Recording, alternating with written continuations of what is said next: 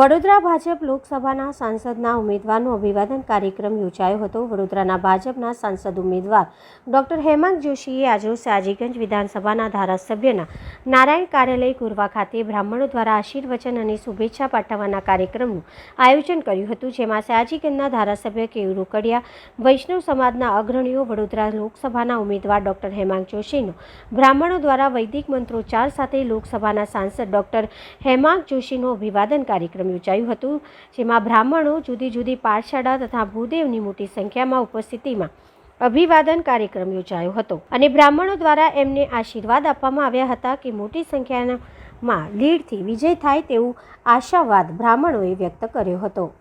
આજરોજ અમારા બ્રહ્મ સમાજ દ્વારા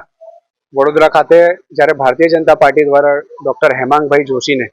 સાંસદના ઉમેદવાર તરીકે જ્યારે જાહેર કરવામાં આવ્યા છે, ત્યારે બ્રાહ્મણ સમાજમાં ખૂબ લાગણીનો અનુભવ છે। તેને ધ્યાનમાં રહીને આજે સમગ્ર વડોદરાના બ્રાહ્મણો તથા પાઠશાળાના દીકરાઓ દ્વારા તેમનું મંત્રોચ્ચાર દ્વારા સ્વાગત કરવામાં આવશે અને આવનારા સમયમાં ગુજરાતને સમગ્ર ભારતમાં સૌથી વધુ લીડે તેઓ જીતે એની માટે આજે તેમનું અમે સન્માન કર્યું છે। બીજી વસ્તુ કે સમાજના અલગ અલગ મોભીઓ અને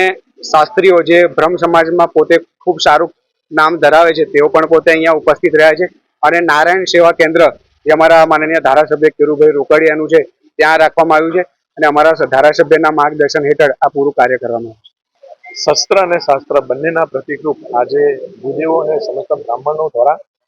આજે વૈદિક મંત્રોચ્ચાર કરીને એમની પર આશીર્વાદ દર્શાવવામાં આવ્યા છે। ડોક્ટર હેમાંગભાઈ જોશીને જે આશીર્વાદ મળ્યા છે, જેમાંથી ઉર્જા મળી છે, એના કારણે અને આપ સૌએ જોયું કે અબકી બાર 400 પારના સૂત્રને જ્યારે ફુગા સાથે છોડવામાં આવ્યું, તે જેટલી ઊંચાઈ પર ગયું છે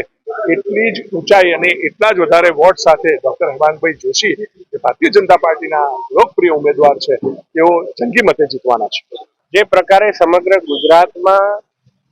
એક બ્રાહ્મણ સમાજનું પ્રતિનિધિત્વ કરવા તથા યુવા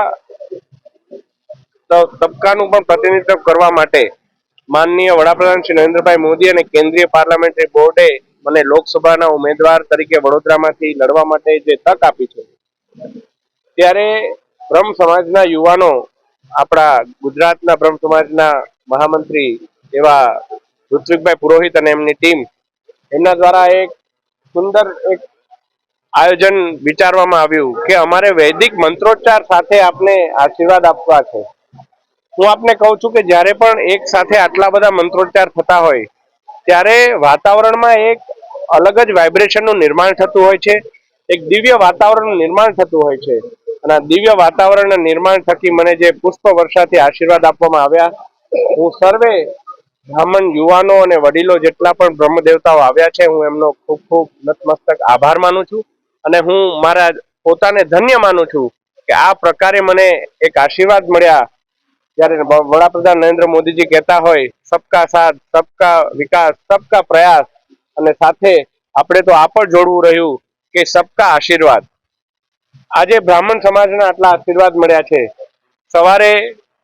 વાલ્મીકી સમાજના પણ મને આટલા આશીર્વાદ મળ્યા હતા,